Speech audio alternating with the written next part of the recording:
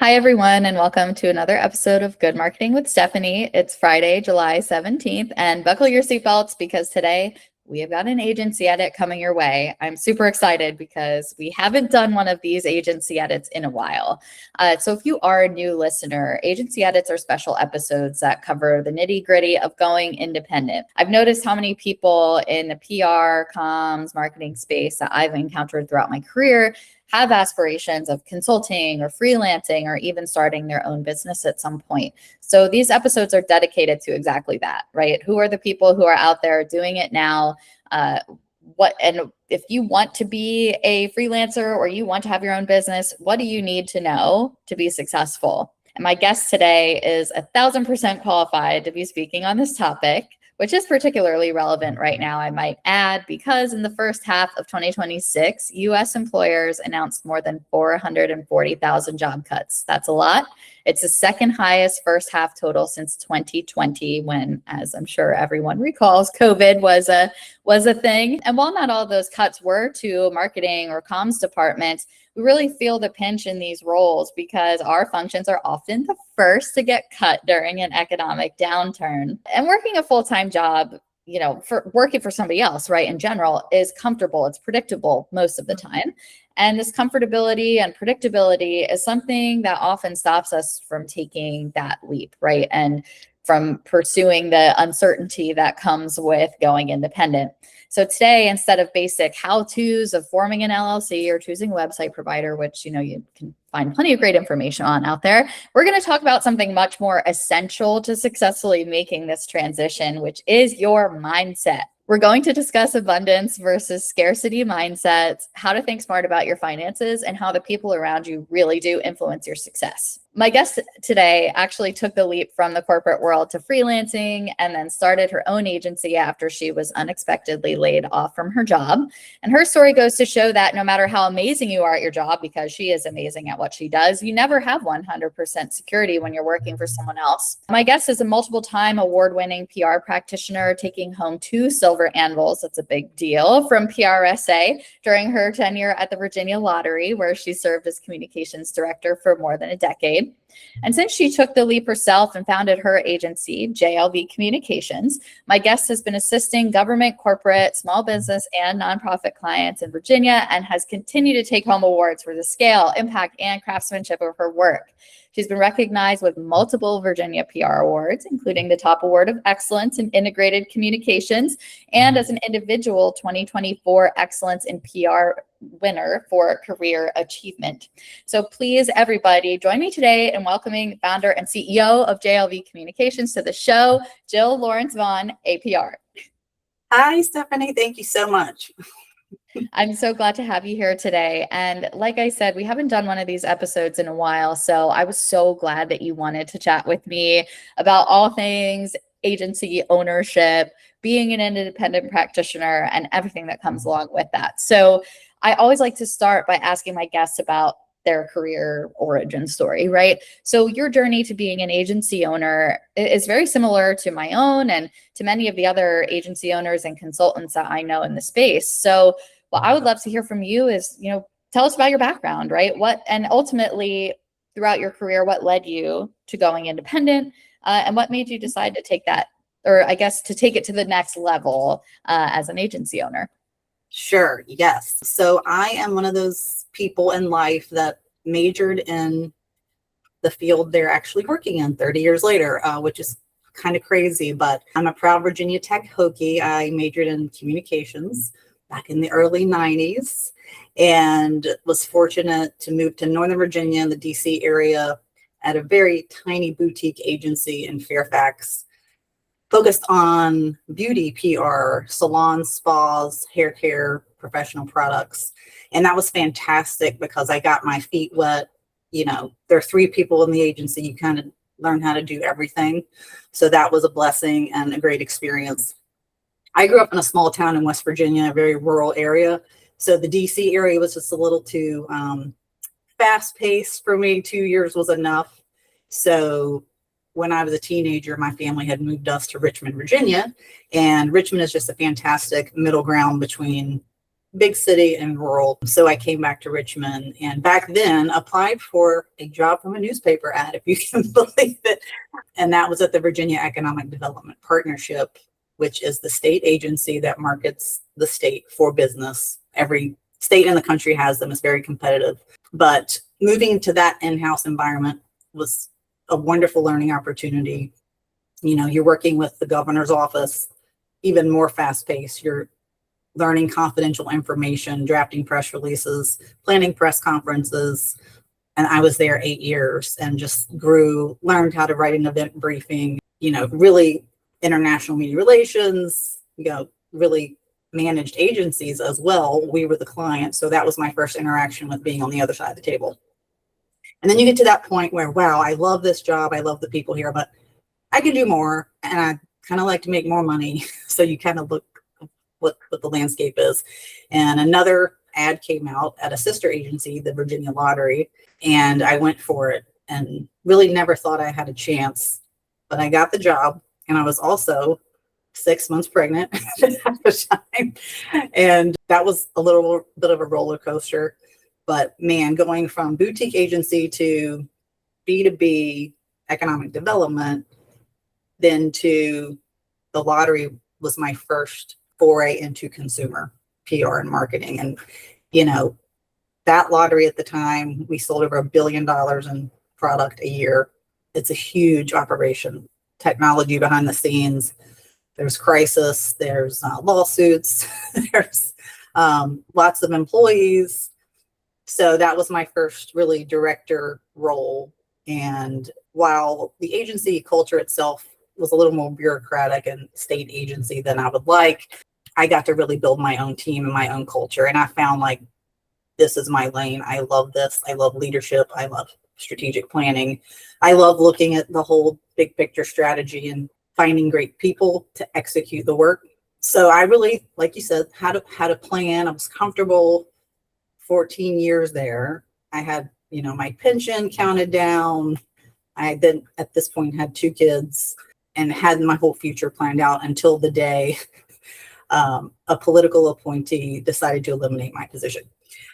And it was traumatic. I did not see it coming. I had always, you know, like you said, excelled at my job, been a high performer, perfect evaluations. So it just didn't make sense to me. Not to mention, we always knew our executive director was an appointee. So, and I was the second level where you always felt kind of safe. But like you said, you were never really sure what's going to happen. So that happens. And that was like 2018, right before the holidays. And fortunately, I did get a severance, but I took that time to just pause, breathe, reflect. I had never really done that. I mean, you think about your career sometimes and, you know, if you're type A go-getter, you're coming straight out of college, you're an overachiever, you want success, and it goes so fast. And back then, you know, we're wearing full suits and heels and even pantyhose in the office. It was very formal. Remote work was not a thing ever. So that was an incredible time. I look back just to reflect and sleep. Like, I'll never forget, like, the day I could pick my kids off the school bus because they were in daycare and I had never done that before. And I'm at the park at, you know, 2:00 on a Wednesday. I'm like, this is crazy. And I also discovered yoga during that period. I've always been a faithful person, but I got more into prayer. And, you know, when you're at your bottom, you discover a lot of things about yourself and the universe. And that really helped me get through. But it was just a great time of rest and reflection. But at the same time, I will say I was still being the go-getter, meeting with every single person under the sun, coffee, breakfast, cocktails, I will go. And we are so fortunate in Richmond that we have this community of incredible creative marketing and PR folks. And I will say that my membership in the Public Relations Society of America, PRSA, since the day I stepped foot in Richmond has been a stronghold. Oh, yeah. Yeah. So those lunches, that's how I met this network. So I have a lot of memories of these incredible agency owners meeting with me, giving me ideas, making connections with me. Also, you know, former colleagues at all of my employers. But there was one agency owner that did something a little different. And he's like, why don't you just come in and do some projects with us? We want to work with you. Okay. So I helped with media relations over here, a crisis situation over here. I even helped them craft their awards for the PRSA Virginia PR competition. And it was pretty cool just being on a small team like that. And I don't know, like I was applying for a few jobs. This was 2019 and nothing really was earth shattering, interesting. And it was kind of slow at the time. So I started getting this idea. I'd never had a plan to be an entrepreneur in my life. And, you know, just saying, could I do this? And I have a little runway with this severance. It's a huge risk, but I have managed agencies on the other side of the table. And I will say the agencies that worked with me for the lottery and BEDB were incredible, just fantastic people. Like they felt like they were on my team. We had that great working relationship. So that taught me a lot of how to be on the other side. So one day I'm at a Capital One cafe and I'm like, I think I'm going to do it. And when I do something, I just really go for it. So I went on the State Corporation Commission, you know, started the business, did the official thing. And then I told myself, okay, now you got to go public and put it on LinkedIn. And it was the scariest thing I've ever done in my life. So let me take a It's scary to put yourself out there like that. I mean, that's why I said in the introduction a couple times, right? Like taking a leap, because it really does feel like that, where you're just jumping into this whole world of unknown, right? And you know, you have the skills, you know, you have the relationships, the experience, but still it's always scary. And it's for every single one of us. I mean, I don't want to talk for every person who's ever, you know, left their corporate job and started their own business, but I'm pretty sure we all go through that same exact thing of, all right, I'm really doing this. And I'm curious for you, Jill, if there was like a defining moment or experience when you were, you know, going through this whole, you know, phase of your career journey, right? Was there a defining moment that made you think, I can do this, right? Like, what was that trigger that made you say at that Capital One cafe that day that this was the path you wanted to take? Yeah. Well, this is a kind of a weird turn in the conversation, but I think I told you this when we met, Stephanie, but I was doing some hobbies while I was laid off, and I got really into wellness and essential oils. And I actually started selling products like to a network, and I did pretty well at it. But what I will say is, like, sometimes I think God puts things in your path that are so random. But what I learned, it was through Young Living, was this mindset that you can do anything. And like some of the webinars and training just really changed my thinking of, why are you limiting yourself? You know what you're doing. This should be the next big goal. So I will say some of that sales training I had through that hobby really kind of got my mind.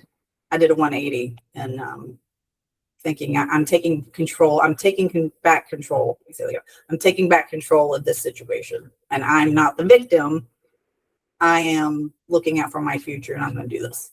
Yeah. And I think that ties so nicely into the mindset conversation that we want to have today, right? And I love that you pointed out, you know, that like this should be the next big goal, right? And that's something that I think, you know, corporate jargon speak, right? Like we would call the North Star goals. Like, what are those big, you know, I guess could be quantifiable, but these more big, like abstract goals of, this is where I want to go. This is what I want my business to be. This is, you know, whatever that big milestone is. I think having those is so important and essential, because then you take those small steps every day. It's kind of like, I think, law of attraction, or, you know, something like, you just take those steps every day automatically, the small steps that get you towards a bigger goal. So I think to your point about, yeah, why are you limiting yourself? Why are, you know, it all ties into that sort of scarcity mindset of, you know, all right, I've been laid off, which, you know, for the record, is the same thing that happened to me before I started my business, and several other business owners that I know. Just for the audience here, like, it is a common thing. But it's a scary thing. It's a traumatic thing to go through for sure. It's very emotional. You're like, okay, you know, where am I going to go next? What am I going to do? But once you get through that initial haze and you kind of get a little bit more clarity, again, that goal of like, all right, yeah, I want to be a business owner. I want to do this. How do you stay out of that? I guess actually I should say, how do you stay in that mindset? How do you stay in that, you know, there are no limits. I know I can do this, right? Even in those times when it's hard. So for you, Jill, I'm curious, you know, like maybe what was that first like hard moment for you in your journey as an independent practitioner or an agency owner? And what did you learn from it? And how did you kind of reorient and get back to that abundance mindset? Right. And before I answer that question, I think it's really important, and you have to have stillness, and you have to have that break to get the clarity. You don't realize it until you look back. And it's the same with like what we do now, owning our agencies.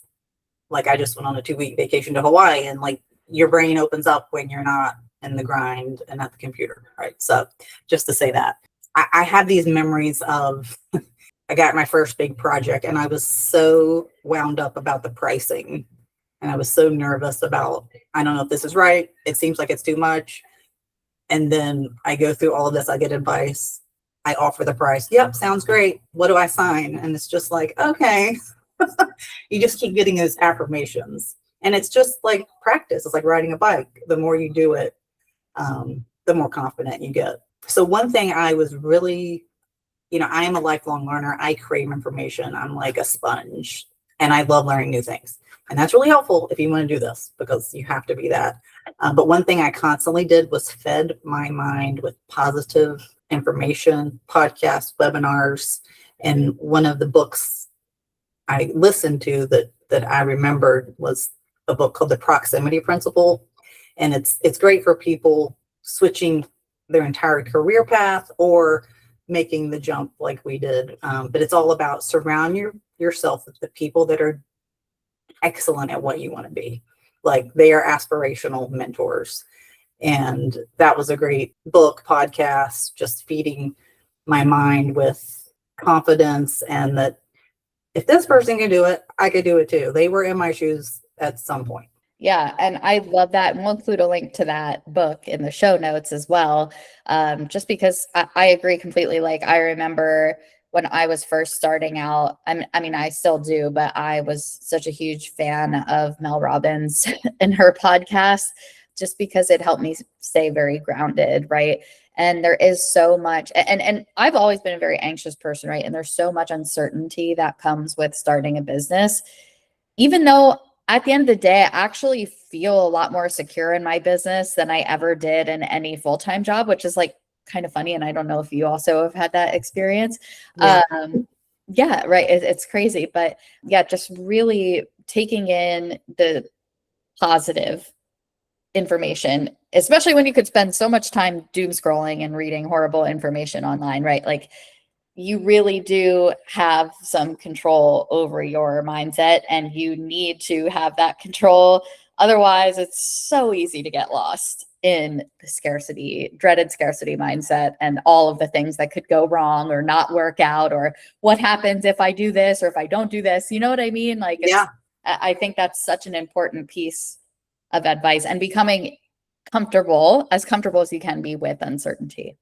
Yes. And I think another thing that I do and continue to do is ground yourself in the morning.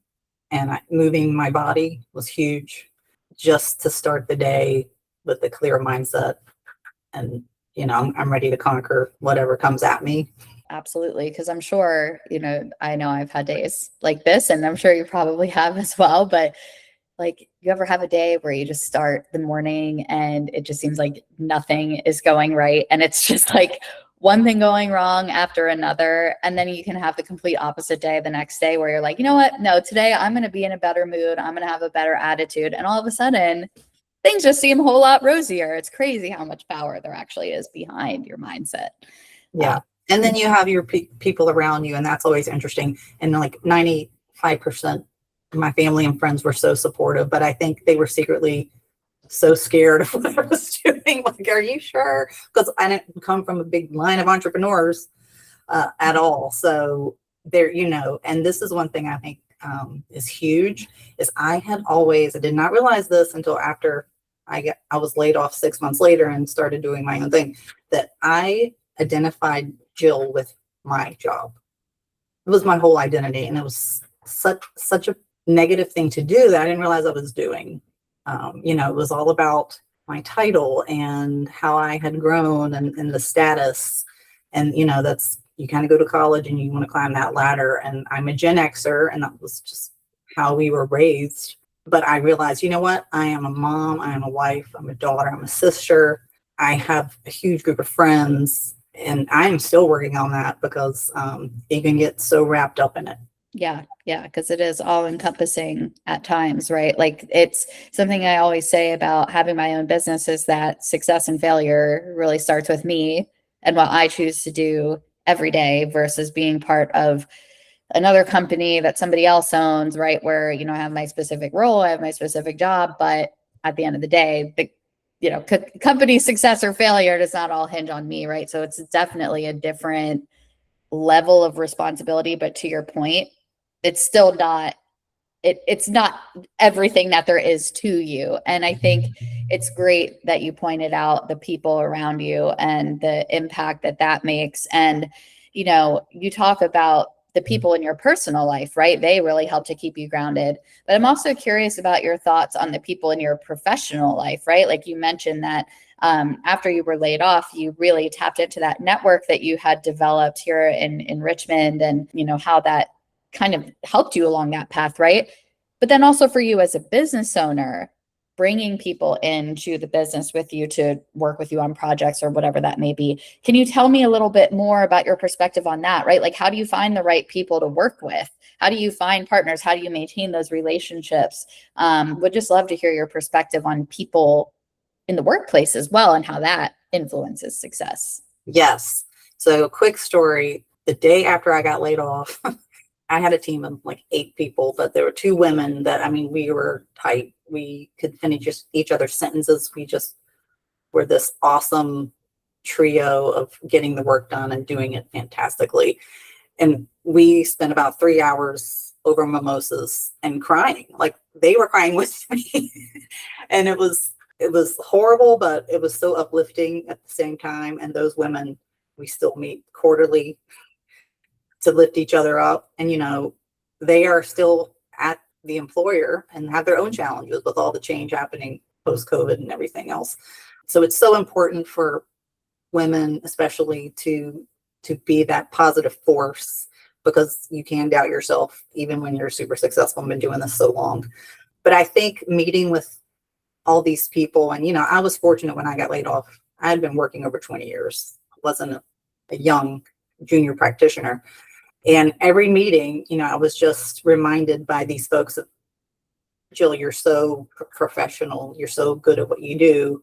How can I help? Here's a person I want to connect you to. Have you met with this person? Whether it's learning from someone or even a client referral, they came from everywhere. And I was just like, didn't see it coming. And it's still happening today. So those seeds you plant and those relationships you build with everybody, even if they're not in PR, like marketing people, salespeople, finance people, auditors, it all comes back if you never burn a bridge, obviously, and you just treat people well and you serve people.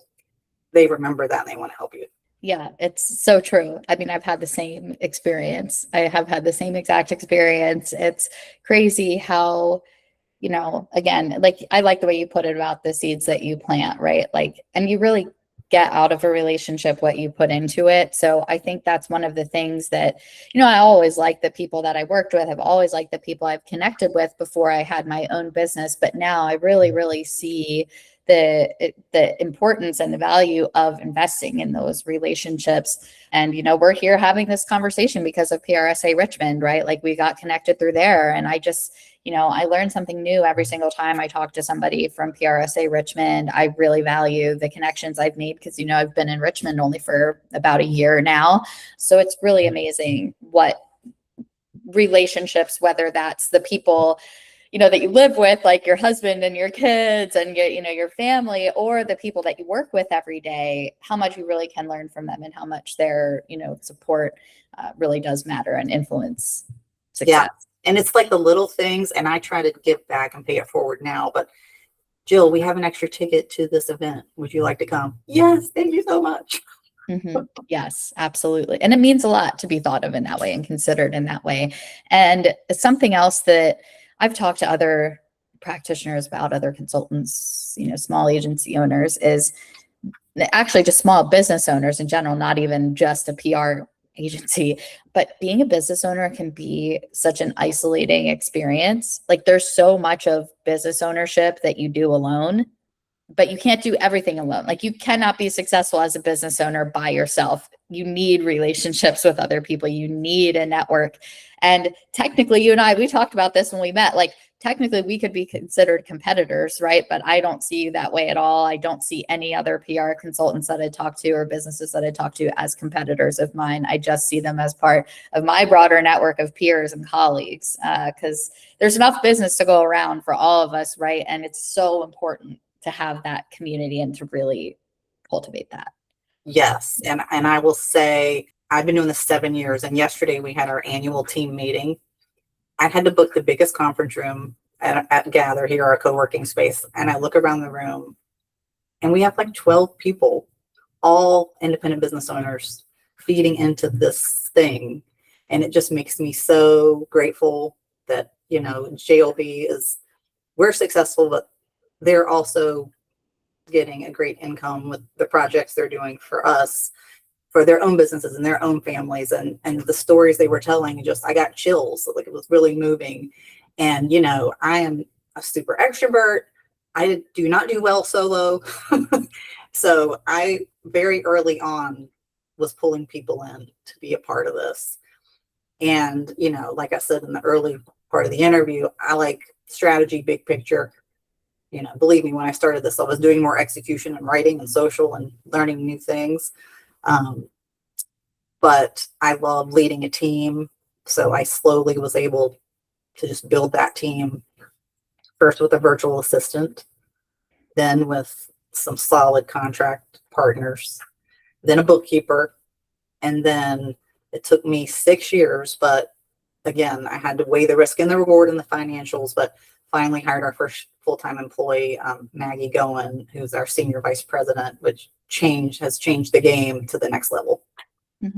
Yeah. And now I feel like I have a partner, a team member, like a real, contract partners are great, but they don't really work for you, with you.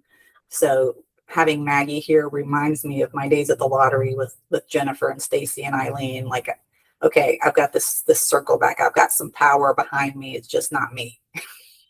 Oh yeah. And honestly, that's like one of the best feelings. But I think it's also important to point out what you said. You took 6 years, right, to get to that point.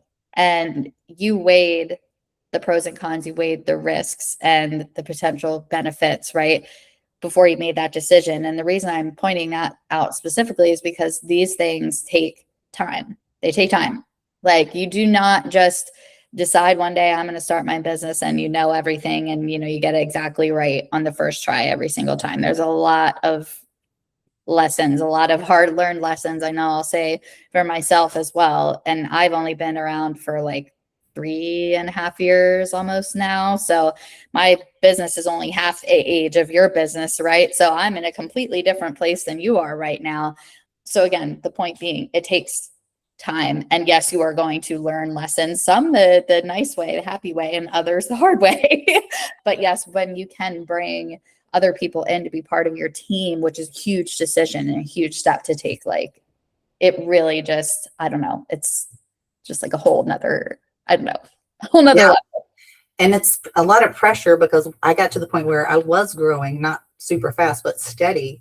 And I just needed the work done. Who can I get to do the work done? And got burned at least once pretty bad by having that wrong person at the table.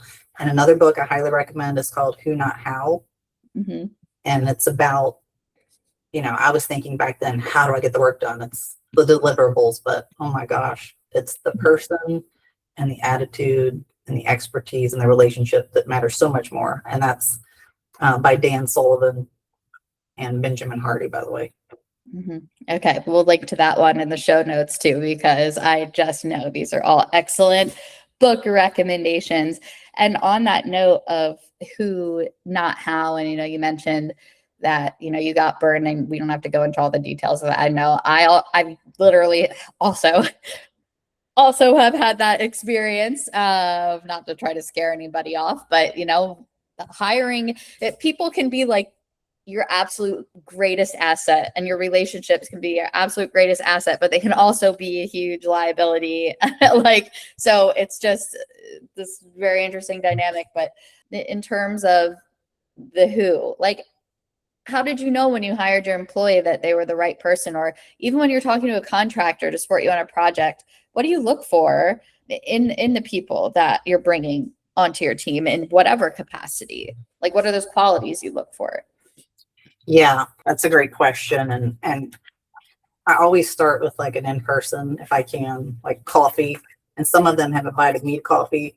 And that's just, I'm very open and transparent. I can get pretty deep. I look at the whole person.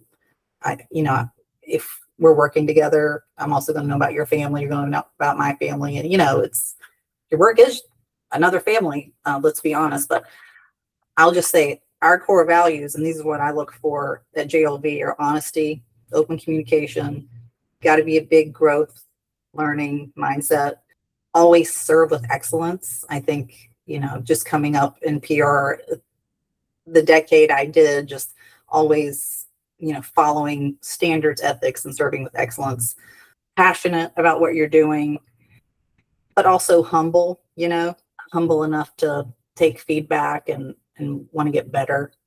And then I'm in my 50s, so I need my glasses for this last one. And team spirit. It's all about the team for me. And you should never feel alone. You're going to help me. I'm going to help you. And then, let's talk. How do you structure your projects? How can we work together? And, where does your expertise lie? Is it media relations? Is it writing? Is it social? Is it crisis? That's all great insight. And, everybody, I think there's a lot of common threads, common values, but every business is different. Every business owner is different. And yet at the same time, there's always going to be that person out there that is just the right fit for your team. And again, anyone listening to this could be in all different places in their career as an entrepreneur, right? Maybe some people already do have their own agency or successful consulting business. Maybe some people haven't taken that step yet, but at the end of the day, the point is that person is out there. That's a great fit to work with you, to work with your clients. But you also need to be clear on what your own values are, what you're looking for. And yes, you probably will make a mistake and learn something the hard way just because you need help, right? Urgently. I think that's probably one of the biggest pitfalls, but it's just super important to get down to the values and the traits that you're looking for in that person you're bringing into your team. So, I think that's always a great bit of advice because, again, whether it's the personal relationships, the professional network, or your employees, the who, not the how, right? They all have such a massive influence on success. I will also add, be careful about thinking where they're coming from, because my senior vice president came in the most unexpected, crazy timing, perfect timing ever. And I have to tell the story because Maggie was one of my first clients when I was freelancing. She was actually the person I was mentioning about, I don't know if this price is right. It was her. And now she's working for JLV, but she had just come off a startup closing its doors very abruptly, tough situation. So we literally had lunch to brainstorm work job opportunities. And I'm connecting her with all these people. And have you tried this place? And they're hiring. But in my mindset, I'm like, oh, she's looking for a job. She's looking for a job. And she's asking me about the agency. I'm like, well, I'm really kind of looking for a junior number 2 and blah, blah, blah. Well, what are you looking for? And never thinking she would be interested at her level and her age and experience. Well, not only did I take a risk in hiring her, but she took a risk coming on board with me because she was going to take a salary cut. So now you have to, put all that together. And, as agency owners, that's the beauty of it, right? We can offer amazing flexibility. You can take off when you need to. You can work whenever. We do profit sharing, with the two of us, which is another benefit. And she's really getting to help me grow this thing and like make it what it is. So I'm so happy that she jumped on board. She just hit a year in June, and she was presenting at the meeting yesterday. But all that to say, we assume so much about people, and we don't always know what they want or what they need. That's an excellent point. It really is. And, I think we probably need to wrap it up there because we've been chatting here for a while and such an awesome conversation. But I'm curious, if there's, like, again, because this is an agency edit episode, what's your top piece of advice? I mean, it's so broad, such a broad question, but just based on the conversation we've had or, what's on your mind today, what's your top piece of advice for anybody who wants to be an IP freelancer or agency owner? What do you got? That's hard. Okay, I will say, stay grounded in your craft. We are fantastic public relations people, marketers. A lot of us have been doing it a long time. But if you want to do this, you got to take the next step and learn business. That's my advice. And I have become like a geek about it. I love learning from CFOs and about finances and about profitability and QuickBooks. Never thought I would say this in a million years. I'd never even looked at a financial spreadsheet before. I just got a paycheck. But, now at this level, I'm all about how do we make this more efficient, more profitable, fantastic culture. It's more leadership, really. So you have to be great at PR, but you also have to know what good business looks like. Period. That's on that. I will just say, and there's a lot to learn. We'll just leave it at that. But again, lean on that network that you have. Use resources that are available to you. Like you already mentioned, 2 great books that we'll link to in the show notes. All the information you need, all the support you need is out there. You just have to use it, right? And you have to rely on the network that you have. So again, this was such a fantastic conversation. I'm so glad you came on to talk with me about, just some of these really, really important aspects of being successful as a consultant or an agency owner. And I would love to share with our listeners where they can find you online, Jill, so they can follow you, connect with you, and learn more from you and your journey and, all the great things you're doing with your clients. So can you tell listeners where they can find you? Yes. So LinkedIn is our favorite platform, and you can find me at Jill Vaughan on LinkedIn. Also, our company, JLV Communications, on LinkedIn. And our website is jlvcoms.net. All right. Awesome. And thank you so much for joining us again today, Jill. This was a great conversation. And for all of our listeners, until next time, if you learned something new or you heard an idea from Jill or from myself that lit a spark for you, please do subscribe, rate, and share the Good Marketing with Stephanie podcast. Until next time, thank you so much again, Jill. It was a pleasure to have you, and we'd love to have you back. Thank you, Stephanie, and welcome to Richmond. We're so happy to have you. And I'm happy to be here. All right. Thank you.